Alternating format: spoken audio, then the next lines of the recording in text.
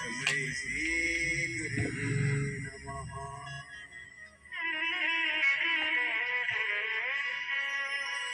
सतगुरु देखो अवगुण हमारे, सतगुरु देखो अवगुण हमारे, तो हम कैसे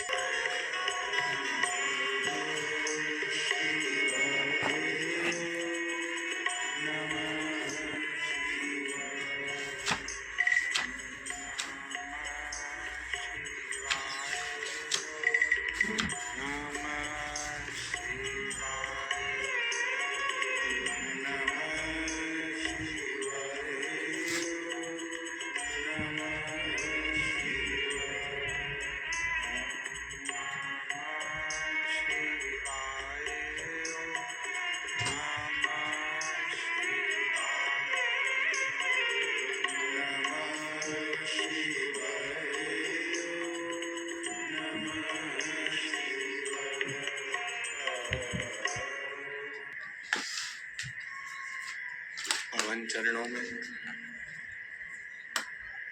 ये पवित्र शिव महापुराण की कथा आप और हमको श्रवण करने का सौभाग्य प्राप्त हुआ है। कथा मंडप में व्यासपीठ के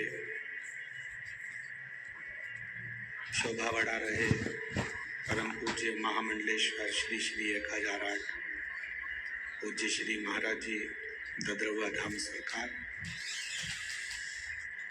कथा मंडप में विराजमान ब्रजभूमि से संत वृंद, सभी ब्राह्मण, साधुजन, गुरुजन एवं विद्वतजन,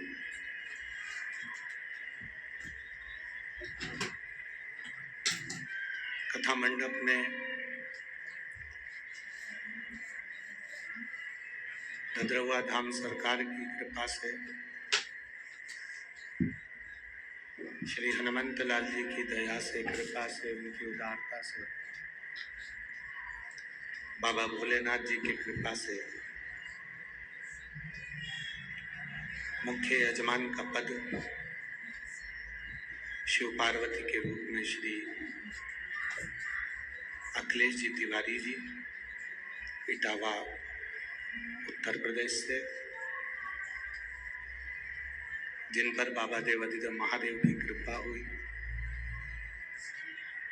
ददरवा धाम सरकार की कृपा हुई और उनकी कृपा से आप मुख्य यजमान का पद ग्रहण करें। एक बार यजमान परिवार के लिए जोरदार ताली बजाकर स्वागत अभिनंदन।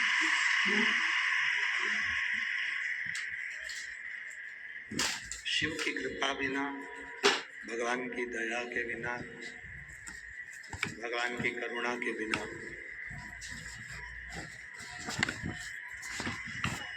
एक पल भी, एक घड़ी भी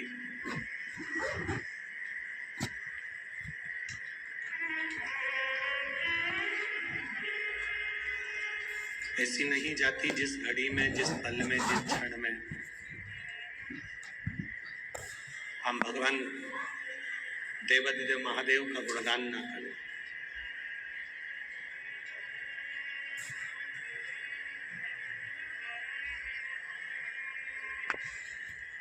साढ़े 3 करोड़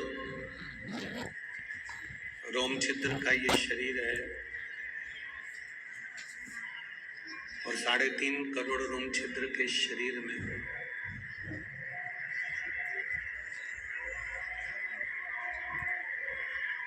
आप जितनी देर संसार सागर में, जितना समय आप रहे और संसार सागर में रहकर जितना भी आप भजन कर सके, आपका करा हुआ वो भजन आपके आने वाले जो जन्म है, उन जन्म में सुख का अनुभव कराएं।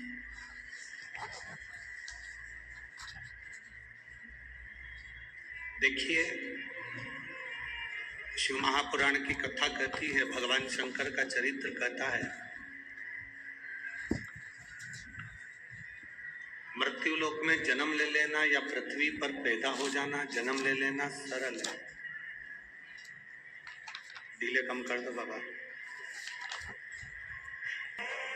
सहज नहीं है। साधु, गुरु, भक्त, भगवान का भजन करने वाला, स्मरण करने वाला कोई साधारण नहीं।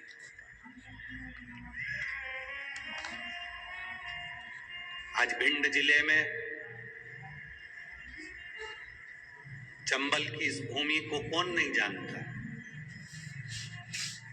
आप इतना कह दीजिए कि हम चंबल से आए हैं तो आधे तो वैसे ही घबरा जाते हैं।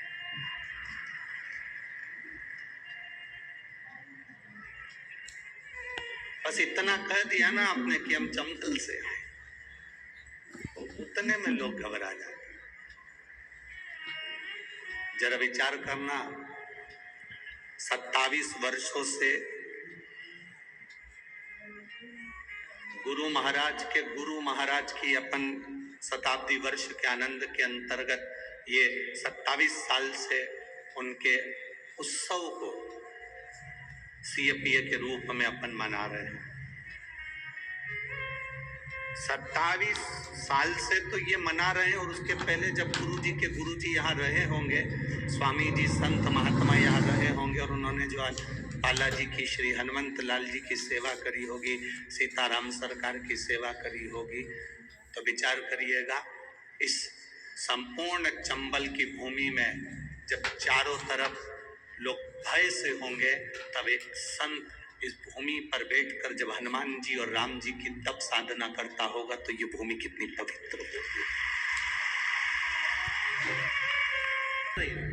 उसका फल मिलता है। प्रदोष वाली बेलपत्र का, चंदन का जो गोली तुमने बनाई, उसका फल तुम्हें मिलेगा।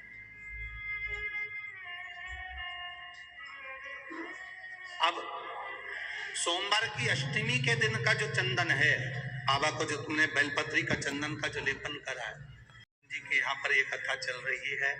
करने वाला डॉक्टर हनुमान जी हैं, कराने वाले डॉक्टर हनुमान जी हैं, और सुनने वाले डॉक्टर हनुमान जी हैं, और बोलने वाले भी डॉक्टर हनुमान जी हैं। कर लिया वो आपको। दूसरे नंबर पर है सोमवार की अष्टमी के दिन का चंदन, जो आपने बेलपत्री के जड़ को घिसा है। फिर कहूंगा, इस बात को विशेष बार बार कह रहा हूं कि हरे पेड़ को मत काट लेना, हरे पेड़ को नहीं। जो पेड़ पूरी तरह से सूख गया, ना पत्ती ना फल, उसको बजा कर देख लो कि ये पेड़ पूरा सूख चुका है, तब उस पेड़ की जड़, जो जिसको लोग काट कर ले जाने वाले हैं, बाहर फेंकने वाले, उसकी जड़। दूसरे नंबर पर है सोमवार की अष्टमी के दिन आपने जो बाबा को लेपन करा है, बेलपत्री की जड़ का चंदन बनाकर लेपन करा है, उसकी जो गोली है। अगर बच्चा 8 साल का हो गया, 9 साल का हो गया, 10 साल का हो गया, और वो गंदगी कर रहा है, बिस्तर पर गंदगी कर रहा है, सुसु कर रहा है, या अचानक उसको भय हो जाता है, या किसी ना किसी तरह से उसको रोग ग्रसित हो जाता है, उस बच्चे को भी आप छोटी सी गोली हफ्ते में केवल एक बार, जो सोमवार की अष्टमी के दिन जो आपने चंदन का लेपन करा है, हफ्ते में एक बार उस गोली को बच्चे को पीस कर पानी के साथ देना प्रारंभ करो। आपको धीरे धीरे उस बच्चे में आनंद की अनुभूति हो जाएगी। गंदगी नहीं कर सकते। अब तीसरे नंबर पर है शिवरात्रि के दिन जो हमने बाबा को बेलपत्री के चंदन का लेपन करा। शिवरात्रि के दिन हमने बाबा को जो बेलपत्री का चंदन का लेपन करा, उस चंदन की गोली, कभी डॉक्टर कह दे कि तुम्हारे रीढ़ की हड्डी में गैप हो गया है, तुम्हारी पीछे की जो रीढ़ की हड्डी उसमें गैप हो गया है, या आपकी जो हड्डियां हैं वो कमजोर हो गई हैं, या घुटने की हड्डी कमजोर हो गई है, कुर्सी पर बैठना पड़ रहा है, तो उस समय पर हफ्ते में 2 बार जो तुमने शिवरात्रि के दिन बाबा को चंदन का लेपन करा, उसकी जो गोली बनाई, वो हफ्ते में 2 बार आप उस बेलपत्री के चंदन की गोली को लेना प्रारंभ करो। रीढ़ की हड्डी में जो गैप होगा वो भराना प्रारंभ हो जाएगा। शिव तत्व है। हमने गोली का क्यों बोला? हम बोल देते कि चंदन को तुम बस ऐसे ही चाट लो, पर गोली इसलिए कि वो सूख जाएगी तो वो आपके काम में आराम से आ सकती। सूख ले, चंदन का ले, तो चंदन का सूख है। महाराज बोल बम का नारा है, सारी समस्या का हल, शिव की भक्ति हमारा एक कंस। ऐसा संसार में जितने जितने जीव हुए, चाहे वो देवता हो, असुर हो, गंधर्व हो, मनुष्य हो, सबने शिव की स्तुति करी। सब अहिरावण शंकर के शिवलिंग की पूजन कर रहा,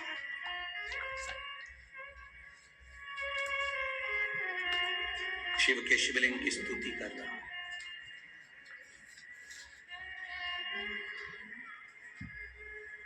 अब शंकर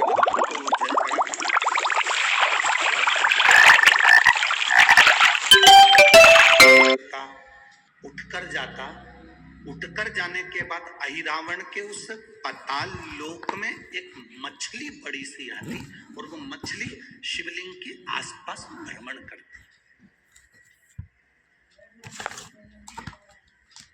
शिवलिंग के आसपास मछली भ्रमण कर रही।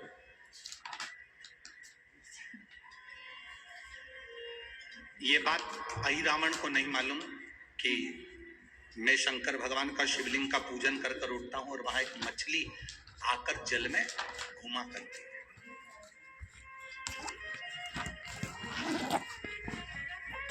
पूजन करते समय, तुलसी को जल चढ़ाते समय, अभिषेक पूजन करते समय, घर में आप पूजन कर रहे हैं उस समय पर तुलसी को जल चढ़ा रहे हो, उस समय पर पीपल की पूजन कर रहे हो, उस समय पर बेलपत्री का पूजन कर रहे हो, उस समय पर आंवले का पूजन कर रहे हो, उस समय पर या कोई पूजन भजन आप कर रहे हैं, उस समय पर दरवाजे पर अगर 3 सामने खड़े हो जाते हैं तो ये समझ लेना कि आपकी पूजा को भगवान ने स्वीकार कर लिया। कौन 3 है उसका स्मरण करिएगा।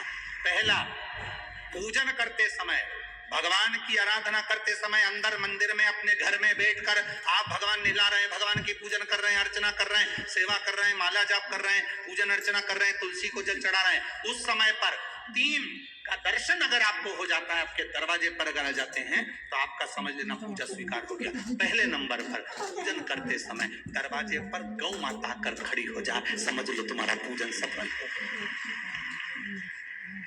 आप पूजन कर रहे हैं अंदर से, गाय रंभा रही है, आप पूजन कर रहे हैं अंदर से, गौ माता गौमूत्र कर रही है, आप पूजन कर रहे हैं अंदर से, गौ माता गोबर कर रही है, आप पूजन कर रहे हैं अंदर से, और गाय दरवाजे पर आकर खड़ी हो गई। तुम्हारी अर्चना में, तुम्हारी आराधना में, तुम्हारी साधना में गौ माता तुम्हारे सामने आकर खड़ी हो जाए। पूजन के समय पर अचानक आकर तुम्हारे द्वार पर, तुम तुलसी को जल चढ़ा रहे हो, तुम्हारे दरवाजे पर आ जाए। और मेरा विश्वास करता है, यहाँ जितनी मेरी जीजियां बैठी हैं, यहाँ जितने मेरे जीजा बैठे हैं, ये मेरा विश्वास कहता है आपके साथ कभी ना कभी ये जरूर हुआ होगा, पूजन के समय पर गौ माता का दर्शन होता है। ये मेरा विश्वास करता है।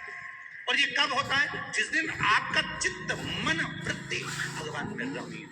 चाहे तुम राम जपो, हनुमान जपो, शिव जपो, तुम्हारी मर्जी पड़े वो जपो। तुम देवी की भी पूजन कर रहे हो, किसी की देवता की पूजन कर रहे हो, कुल देवता की पूजन कर रहे हो, दिल से कर रहे हो, तो ये 3 का अगर दर्शन हो जाए तो कार्य सफल है। पहला, जम के बोलो गौ माता। दूसरे नंबर पर हमारे यहाँ हम पूजन में लगे हुए हैं, आराधना में लगे हुए हैं, भगवान की अविरल भक्ति में लगे हुए हैं, भगवान की पूजन, आराधना और भक्ति में हम तल्लीन हैं।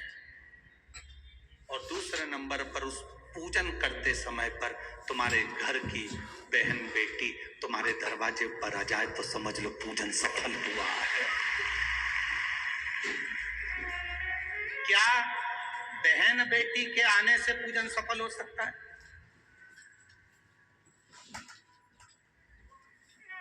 कहां लिखा हुआ है महाराज जी? आप इतनी बड़ी बड़ी बातें करते हो। पूछने वाले पूछ सकते हैं, कहने वाले कह सकते हैं, आपने कैसे कह दिया कि बहन बेटी के आने से सफल हो जाता करे? तो आप उठाओ, हिमालय राज का बेटा बाणासुर से दोस्ती कर लेता, माता पार्वती का भाई बाणासुर से दोस्ती कर लेता है, और दोस्ती कर लेता है तो उसके चुंगल में फंस जाता है, बाणासुर के चुंगल में। भाई संकट में आ जाता है। आज हिमालय राज और मैनावती दोनों बैठकर भगवान की आराधना कर रहे थे, इतने में पार्वती का आगमन हो जाता है। पार्वती ने आते से ही देखा, पिताजी आप आराधना कर रहे हो, पूजन कर रहे हो, किस लिए, क्यों? मैनावती ने कहा तेरा भाई संकट में घिरा हुआ है।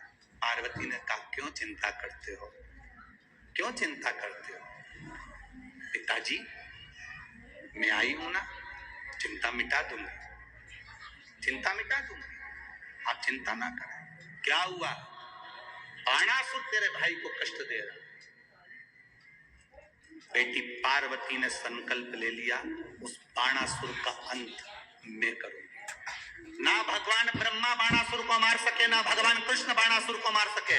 बाणासुर की कन्या भगवान कृष्ण के पास में, वहां उनके पौत्र के पास में गई, भगवान कृष्ण का युद्ध बाणासुर के साथ हुआ। 1000 भुजा तो बाणासुर को भगवान कृष्ण नहीं मार सके। बाणासुर को न नारायण मार सके, न ब्रह्मा मार सके, बाणासुर को न शंकर मार सके, क्योंकि शिव ने तो वर दिया था, बाणासुर को केवल मारा है। कोई तुमसे पूछे कि ईश्वर वाले महाराज ने कहा कि बहन बेटी के पूजन करते समय अगर बहन बेटी आ जाती है, पूजन करते समय हमारे घर की बहन बेटी, तुम्हारे कुल की बहन बेटी, तुम्हारे घर की बहन बेटी तुम्हारे दरवाजे पर आ गई, भले तुम उसको कुछ दो मत दो, पर बहन बेटी अगर तुम्हारे पूजन के समय पर तुम्हारे क्यों आप लोगों के ऐसा नियम है कि नहीं हमको नहीं मालूम। हमारे यहाँ तो ऐसा नियम है कि जब भी घर में कोई बड़ा आयोजन होता है, शादी होती है, फंक्शन होता है, कोई उद्यापन होता है, कोई चीज बड़ी करते हैं, तो सबसे पहले फोन बहन बेटी को लगाते हैं कि हमारी बहन हमारे यहाँ आए, हमारी बेटियां, हमारी नंदे हमारे यहाँ आए, हमारी बुआ हमारे यहाँ आए। अब पूछोगे गुरुजी ये प्रसंग बहन बेटी को बुलाने का तो भगवान कृष्ण के यहां से चालू हुआ।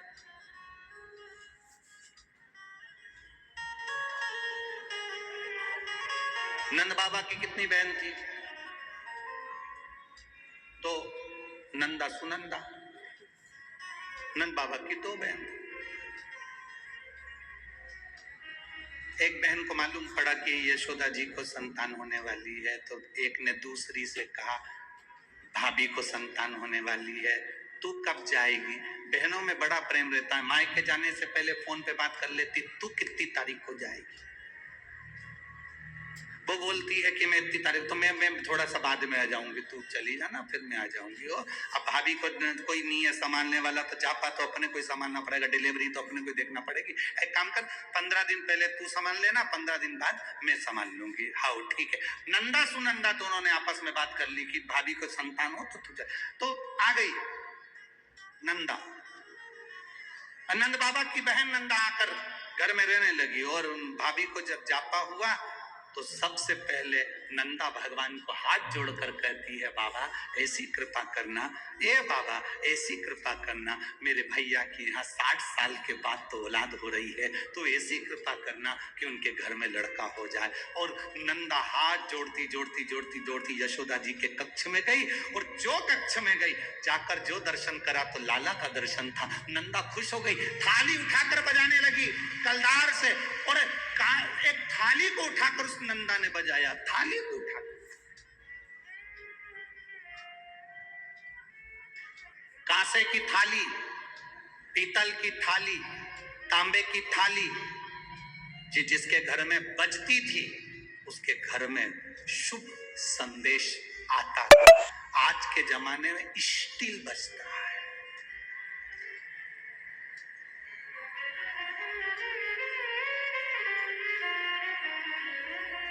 अब तो स्टील भी गया, प्लास्टिक, अब वो बजता है। जिसके घर में तांबे की थाली, पीतल की थाली, कांसे की थाली, इसलिए मंदिर में आप लोग, हम लोग तो कहें आप लोग मंदिर जाते होगे तो मंदिर में जो घंटाल बंदे रहते हैं वो तांबा, पीतल और उस कांसे के बंदे रहते हैं, उसको लकड़ी से बजाते हैं। क्यों बजाते हैं? उसका कारण क्या है? उसका कारण क्या है? जितने लोग आरती में सम्मिलित होते हैं। तांबा, पीतल, कांसा मंदिर में इसलिए बजाया जाता है, जितने लोग आरती में आए हैं इनके घर में खुशियां प्रवेश कर जाए, इनके घर में भी आनंद की अनुभूति हो। अब आजकल के जमाने में तांबा, पीतल, कांसा बजाते नहीं है। आज के जमाने में तो जरा सी देर में बस बच्चा हुआ है, सूचना मिल गई, बैंड बाजा बजवा दो, ढोल नगाड़े। नंदा ने थाली बजाई थी और फिर आवाज आई थी, नंद घर, नंद घर आनंद भयो। फिर आवाज आई,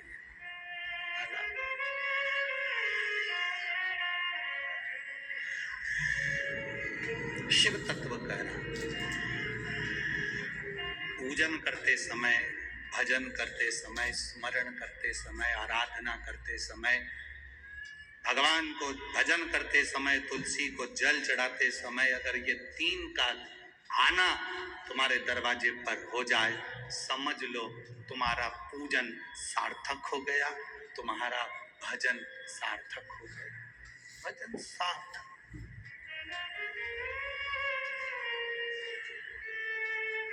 अब आज सुबह की हम आपको बताएं, एक तो महाराज जी ने कमरा भी ऐसी जगह दिया है कि जहां सबकी आवाज हमको सुनाई दे जाए। अब आज सुबह की सुन लो, तुम बोल दे पक्का। अब सुबह की बात,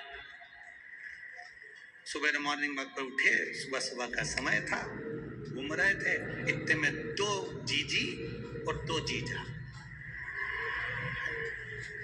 अब वो हमारा जो कमरा है उसी के पास में, वहीं पर थोड़ी दूर पे कॉम्प्लेक्स बना हुआ है, देखा है ना तुम लोगों ने? हाँ, तो दो ही जीजी जीजा उसे बोली, अरे बाप पानी तो आई नहीं रहा। इतना में जीजा बोला, थोड़ी देर में नल चालू हो जाएगा, तुम चिंता मत करो। अब अंदर कौन बैठा है? ददरुआ धाम श्री हनुमान जी महाराज। इनने तो जीजा से कहा, अब इनको क्या मालूम था कि अंदर भी एक जीजा है, वो साधारण थोड़ी ना। अब इनकी टंकी का तो नल खुल गया, उसने ऊपर हाथ चालू कर दिया। सुबह 5:30 बजे की घटना, और जो पानी गिरना चालू हुआ, जो पानी, इतने में दोनों जीजी जीजा से बोली, ये कहां से आ गया? ये उन जीजा से बोल रही थी, वो मालूम पड़े वो भीतर वाले ने, उसने टंकी का नल खोल, जो पानी गिरना चालू हुआ, थोड़ी देर का आया, 15-20 मिनट पर जीजी और नहा, और जीजा और भी नहान हुआ के कंगी पाटी पाड़ के हम उधर घूम के उधर आए, तो चिल्ला के बोले, श्री शिवाय।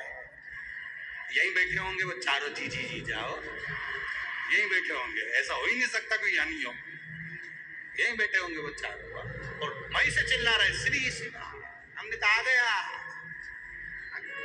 सुनता है, उसको कहते हैं ददरुआ धाम का श्री हनुमान, साधारण नहीं। मिलिट्री का पेपर दिया,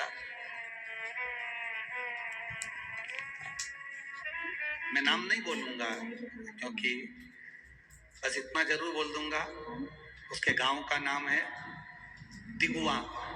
क्या दिगुआ ही है ना? भिंड जिले में ही है, जिला दिगुआ, जिला दतिया की रहने वाली, कहीं बैठी हैं। मैं नाम नहीं बोलना चाहता क्योंकि बाबा की कृपा उस पर हुई है, तो ये शिव कृपा है, कहीं बैठी है, आप ही हैं, हाथ हिला रहा है। बधाई आपको बहुत बहुत, पहले तो बाबा की कृपा हुई उसके लिए बहुत बहुत।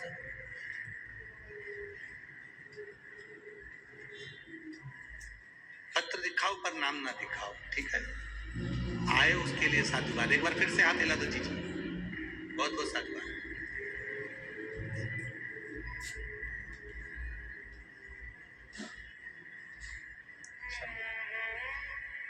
मैं दिगुआ जिला दतिया की रहने वाली हूँ गुरुदेव। पंडाल की कथा का फल बताना चाहती हूँ और शिव भगवान पर चढ़ाए गए जल का फल बताना चाहती हूँ। मेरा बेटा आर्मी की नौकरी के लिए अप्लाई करा, एक बार नहीं हुआ, 2 बार नहीं हुआ, तीसरी बार उसका अप्लाई किया। अब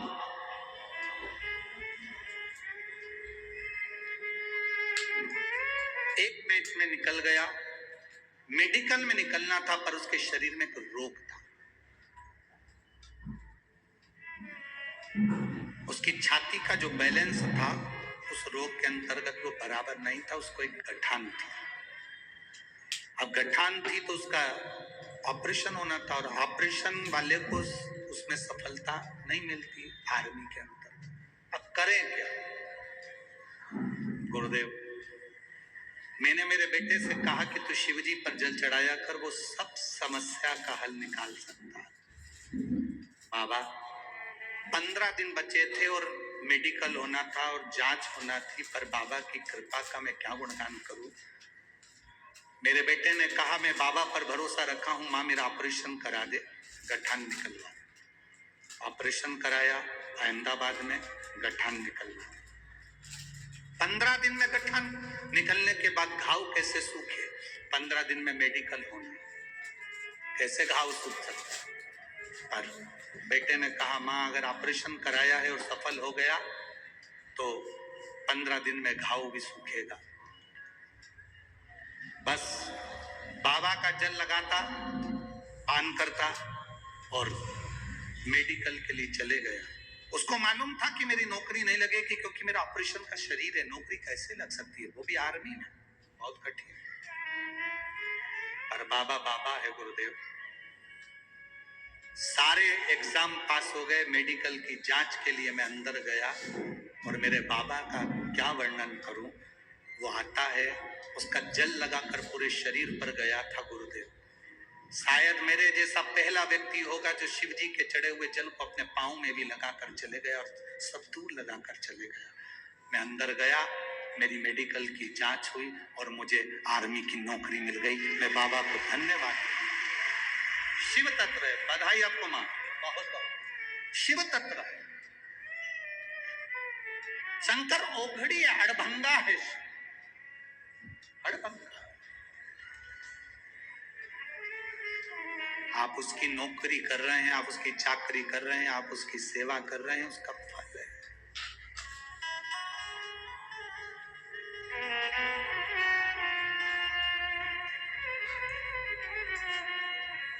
मेरे भोले तेरा सहारा है,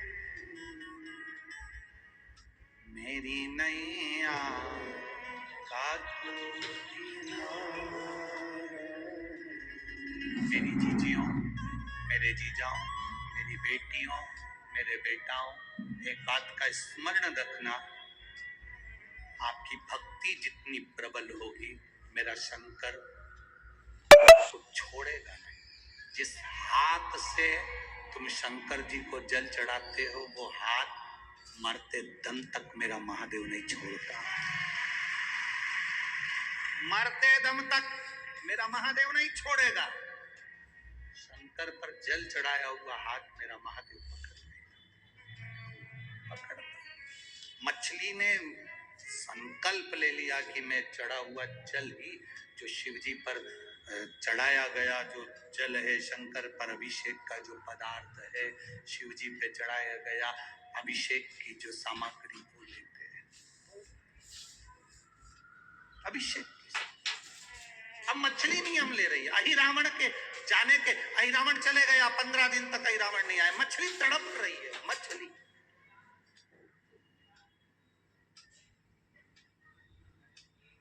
मछली तड़प।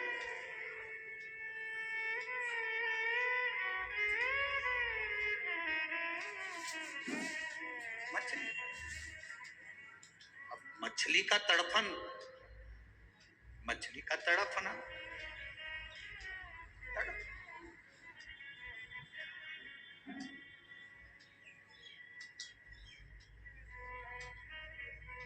सब आपको भूखा देख सकते होंगे, सब आपको प्यासा देख सकते होंगे, सब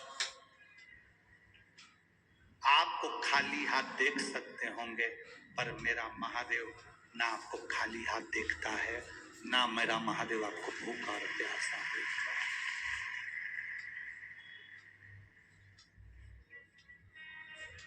शिव महापुराण की कथा में शंकर स्वयं अविरल है, अविरल शिव शिव है, ओखड़ी ओखड़ी है।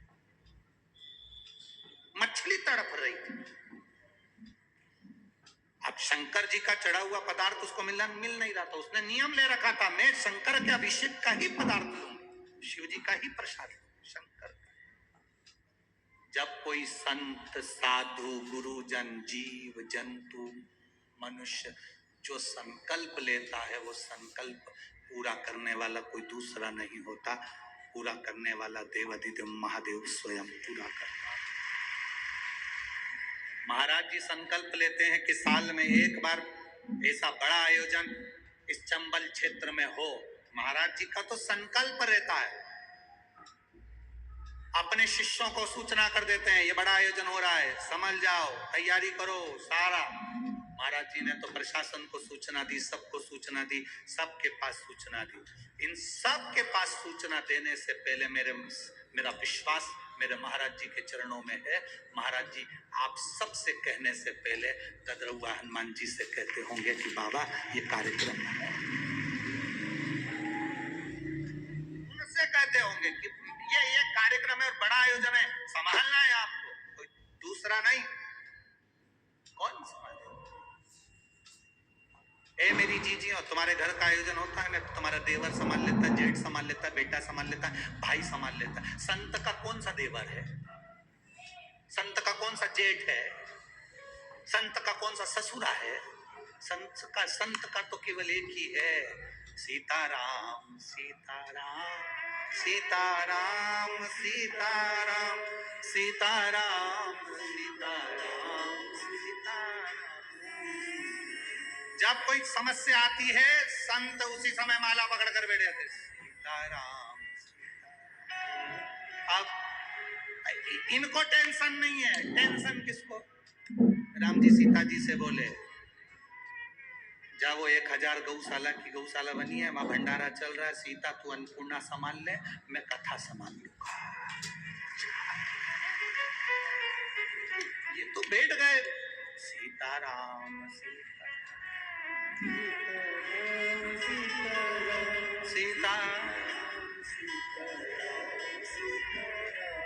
अब सीताराम जी लग गए, सीता जी लग गई रसोई घर में, राम जी लग गया। हनुमान जी पूछे मैं क्या करूं, मैं क्या करूं? राम जी बोले देख हनुमान, सारे फालतू के काम तेरे कोई समान। कौन से फालतू के काम? पानी सवेरे गिरवा देना, दिन में 1 बजे से 4 बजे तक नहीं आ जाए, इसका देखो। हवा चले मना नहीं, पर थोड़ी थोड़ी धीमी धीमी चले, देखिए इनके ठंड लग जाएगी रे बाप रे।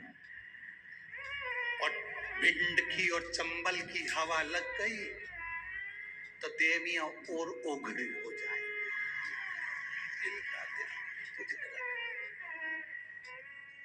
तो हनुमान जी बोले मैं क्या करूं? राम जी बोले कुछ मत कर, वहीं बैठ अपने स्थान पर, सीताराम सीताराम सीताराम। हनुमान जी बैठे अपनी जगह पर, सीताराम कर रहे, भगवत भजन का आनंद ले रहे, भक्ति का आनंद ले रहे। तो ये सुख है जब हम कोई संकल्प लेते हैं, वो संकल्प हमारा नहीं रहता, वो संकल्प परमात्मा करे। उसको पूरा कौन करेगा? परमात्मा करेगा। संकल्प लेने वाले तुम हो, पूरा कौन करने वाला है? परमात्मा। बेटा किसका? तुमने कहा मेरे बेटे की शादी नहीं हो रही, तुम जिस दिन कह दोगे मेरा बेटा नहीं, भोलेनाथ आपका बेटा, शंकर जी कहेंगे अब शादी करने की जवाबदारी मेरी है, पार्वती इसके लिए वर ढूंढ। तुम जब तक अपना मानकर चलोगे, ये मेरा वो मेरा, गाड़ी मेरी, बंगला मेरा, जमीन मेरी, जायदाद मेरी, सत्ता मेरी, ये सब तुम मानकर चलिए, मेरा घर मेरा घर मेरा घर मेरा घर मेरा घर मेरा घर, और मेरा मेरा करते हुए मर गए उसी घर में, बाथरूम में छिपकली बन के चिपक गए। छिपकली को कितनी भी भगाओ वो जाती नहीं, वापिस आ जाती। किसी ने पूछा ये कौन है, तो कह दिया हमारी दादी सास। उसने कभी घर नहीं छोड़ा। यहीं 40 किलोमीटर दूर ग्वालियर में रहती थी, पास में भिंड में रहती थी, आजू बाजू में रहती थी। 40 किलोमीटर दूर शिव पुराण की कथा हो रही थी, उससे घर नहीं छूटा, इसलिए मरने के बाद छिपकली बन के घर में चिपक गई। तुम टेंशन मत लेना, एक भिंड की जीजियो, तुम टेंशन मत लो, ना तुम छिपकली बनोगी ना तुम छिपकल्ला बनोगे। तुम चिंता मत करो, क्योंकि तुम अपना घर छोड़कर कतरौआ धाम तक शिव पुराण सुनने के लिए आयो। घर छोड़ा, यहां पहुंचे हो। जिससे घर नहीं छूटता, दुकान नहीं छूटे, परिवार नहीं छूटे, वो एक दिन आखिरी में मरने के बाद छिपकली बन के घर में चिपका रहे। कोई भी घर में रहे, छिपकली आंख फाड़ फाड़ के देखती रहे, कौन आया कौन गया, कौन आया कौन आया। अब तुम्हारे घर में भी जितनी छिपकली हो, उनको देख के सीख जाओ, ये कथा में नी गई थी इसलिए आज तक चिपकी है। और तुम चिंता मत करना, आज बिल्कुल बढ़िया साड़ी में पिन मिन लगा के जोरदार पल्लू और पटली लेके जाना, मैं छिपकली नहीं बनूंगी, क्या कुछ होगा। कथा सुनने गई थी मैं कतरौआ धाम, मैं नहीं बनने वाली। अब मेरी कथा का रास्ता तो मुझे मिल रहा, भगवत भजन मुझे मिल रहा, स्मरण मुझे मिला। तुम भी बस भगवत भजन, सीताराम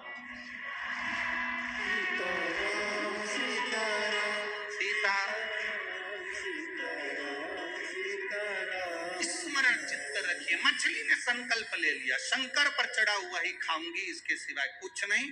अब मुझे पेट भरने वाला महादेव होगा, इसके सिवाय कुछ नहीं। मछली शिवलिंग के आसपास भ्रमण करने, अहि रावण चला गया। समय आया, महादेव को चिंता व्यापने लगी। इस मछली ने इतना तप करा है, इतना तप करा है, मेरा मन करता है इस मछली को साधारण मछली नहीं रखना, इस मछली को सुख प्रदान करना है।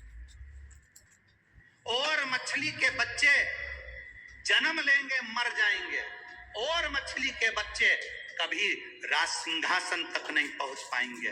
पर इस मछली पर शंकर की करुणा हो गई, शिव की कृपा हो गई। हनुमान जी गए लंका जलाने के लिए, लंका जलाई हनुमान जी ने, वापिस आ रहे थे पूंछ बुझाने के लिए। पूंछ बुझाने हनुमान जी आए, शरीर में पसीना आ रहा था, पसीने की बूंद।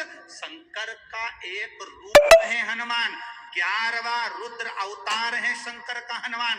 शंकर जी का ही समझ लो पसीना, हनुमान जी के शरीर का पसीना समुद्र में गिर गया।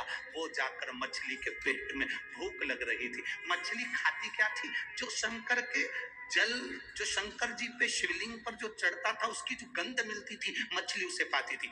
आज शिव के स्वरूप हनुमान जी के शरीर के पसीने की गंध मछली को लगा कि ये शंकर जी पे चढ़ा हुआ पदार्थ है, शिव जी के शरीर का पदार्थ। तो वही मछली हनुमान जी के शरीर के पसीने की बूंद को निगल गई,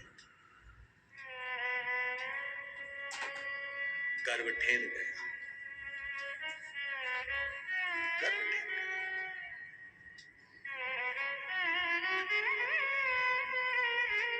अब आप सबने कथा आगे की तो सुनी है ना।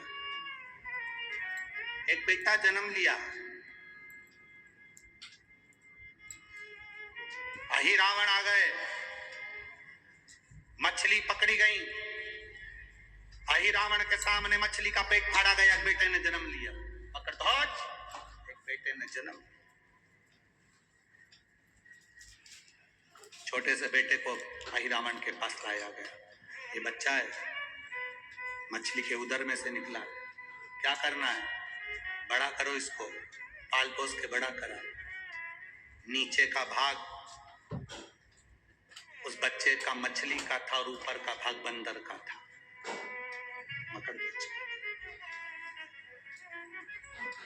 मकर ध्वज, नीचे से मछली का भाग था, ऊपर से बंदर का भाग था। दरवाजे का द्वारपाल बना दिया। पर शिव को जल चढ़ाने वाला, शंकर का चढ़ा हुआ जल पीने वाला, शंकर की भक्ति करने वाला क्या दरवाजे का द्वारपाल बनेगा? आया समय जब अहि रावण ने देवी को प्रसन्न करने के लिए, बलि चढ़ाने के लिए राम लक्ष्मण को लेकर आए। हनुमान जी उन्हें ढूंढते ढूंढते पताल में चले गए। पताल में गए, दरवाजे पर खड़े हुए उस मकर ध्वज को देखा। मकर ध्वज से हनुमान जी की गदा का स्पर्श हो गया। मकर ध्वज बोल दिया, आप मेरे पिता हो। पूरी कथा सुना दी। भगवान श्री हनुमान जी महाराज प्रसन्न हो गए। वही रावण को मारकर राम लक्ष्मण को लेकर जाने लगे। तब राम लक्ष्मण ने कह दिया, राम जी महाराज ने, ये साधारण नहीं, आपका पुत्र है, सिंहासन पर बैठना चाहिए। शंकर की कृपा से इस मछली का पुत्र राज सिंहासन पर बैठेगा और पताल लोक का मकर ध्वज का अधिपति बना। पताल लोक का अधिपति सिंहासन पर विराजमान किया गया। शंकर भगवान पर चढ़ाने वाला जल, फिर वही बात आ गई, कोई लेट बनता है, कोई देर से बनता है, कोई जल्दी बनता है। महादेव को जल चढ़ाने वाला एक दिन से खाली ना जाए। शिव की भक्ति कभी खाली नहीं जाती, शंकर की भक्ति खाली जा ही नहीं सकती।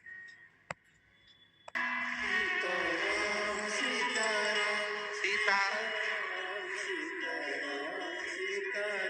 स्मरण चित्त रखिए। मछली ने संकल्प ले लिया, शंकर पर चढ़ा हुआ ही खाऊंगी, इसके सिवाय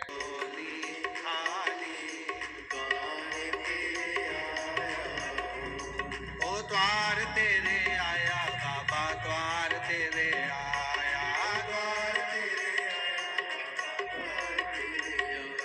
ओ द्वार तेरे आया बाबा, द्वार तेरे, ओ भोला सब दुख काट, ओ भोला सब दुख काट। शिव कथा कहती है, बाबा का चरित्र कहता है, चाहे जीव हो, जलचर हो, थलचर हो, वायुचर हो, पशु हो, पक्षी हो, जो संकल्प लेकर भगवान की भक्ति में डूबता है, बाबा उसका आनंद सुख प्रदान। जहां डूबे हो भक्ति